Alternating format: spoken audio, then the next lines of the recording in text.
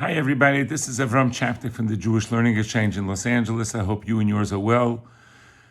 Our hearts, minds, and prayers are for the situation in Israel. May the Almighty protect everybody, bring our hostages home soon, protect our soldiers, protect all the Jews from wherever they are in the world.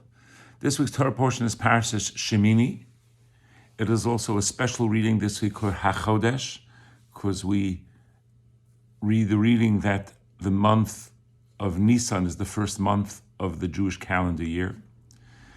What does the word kosher mean? Well, in this week's portion, we get some very clear answers about that, but we'll expand on that shortly. In this week's portion, it talks about the signs of the kosher animals.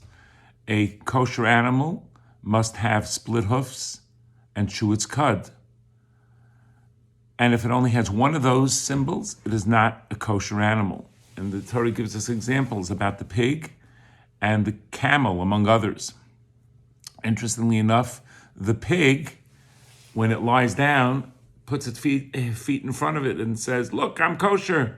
I have split hoofs." But it doesn't chew its cud, so it's not kosher. The camel folds its feet underneath it and says, "I'm kosher. I chew my cud." But it's not, because it doesn't have split hoofs. Kosher fish have to have two signs as well. Not split hoofs. It needs to have fins and scales. And kosher birds cannot be birds of prey. But the word kosher doesn't only mean about the ingredients. Kosher also, when it comes to food, means process as well. Was the item ritually slaughtered properly? Was it salted to remove all of the blood, etc., etc.? Are all the ingredients kosher? You can take two kosher ingredients like kosher milk or cheese and meat, put them together, now it's not kosher anymore. But we're going to expand on this idea a little bit. So besides keeping kosher is not just only a fulfillment of a biblical commandment, there's a deeper aspect here. Our sages tell us that not keeping kosher causes Timtum Alev, causes us to be more disconnected to holiness and spirituality. That what we eat has an impact not only on our souls because of the fulfillment of the commandment, but also tarnishes us a little bit, desensitizes us to spirituality. But we're going to expand the idea of what kosher means, because the word kosher actually is used in other contexts as well.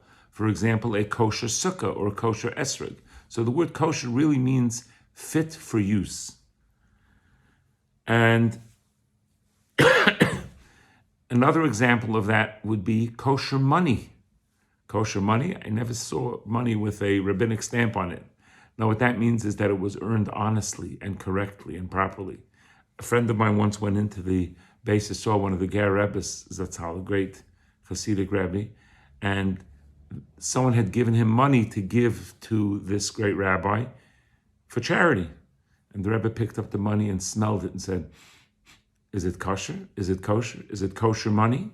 Meaning to say, was it earned honestly? Was it earned properly? And my friend was all taken aback. He says, "I don't know. I'm just a messenger." So these are important ideas. And kosher money has an impact on us as well and on our children as well. So we have to earn things honestly and correctly and make sure not only is our food kosher, but our actions are kosher and our money is kosher. Great story about a man, Mr. Werdiger, who's a very successful businessman. He sells sports apparel. And he had someone come visit him, a wealthy man with his son. And this man was not religious and his son wasn't religious. He saw that Mr. Werdiger is a religious man. And he says, "Wow, when you sell all these sports clothing and you go to the games?" He says, "Yeah, I go to the Super Bowl." "What about kosher?" He said, "I keep kosher wherever I go, whatever games I watch." Wow, it's amazing. And a short while later, a few weeks later, gets a call from the father of this boy and says, "You owe me $50,000. He says, "Why do I owe you $50,000? "Because my son insisted that if Mr. Werdiger can keep kosher by all these non-Jewish events, then my bar mitzvah should be kosher food too, and the kosher food's costing me an extra $50,000. Mr. Werdiger said, "It's worth it. I'll pay for it." He says, nah, it's all right. The whole bar mitzvah cost me $1 million. Another 50 doesn't bother me. But I want you to know it was the first kosher affair we had in our family for many generations.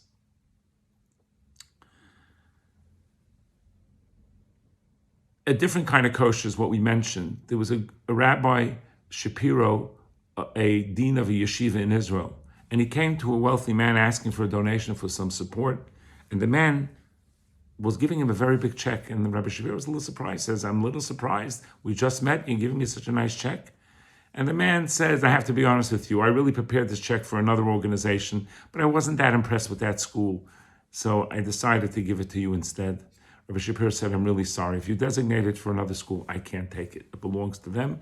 You can do what you want with your money, but I'm not going to accept it. Being meticulous in that not only our food is kosher, but our money is kosher, and trying to make sure that we are fit in service of the Almighty is the best way to keep kosher. Not only in what we eat, how we speak, how we act, and how we earn a livelihood. Have a very wonderful Shabbos, and maybe we all be inspired to be fully kosher Jews in the fullest sense of the term. All the best.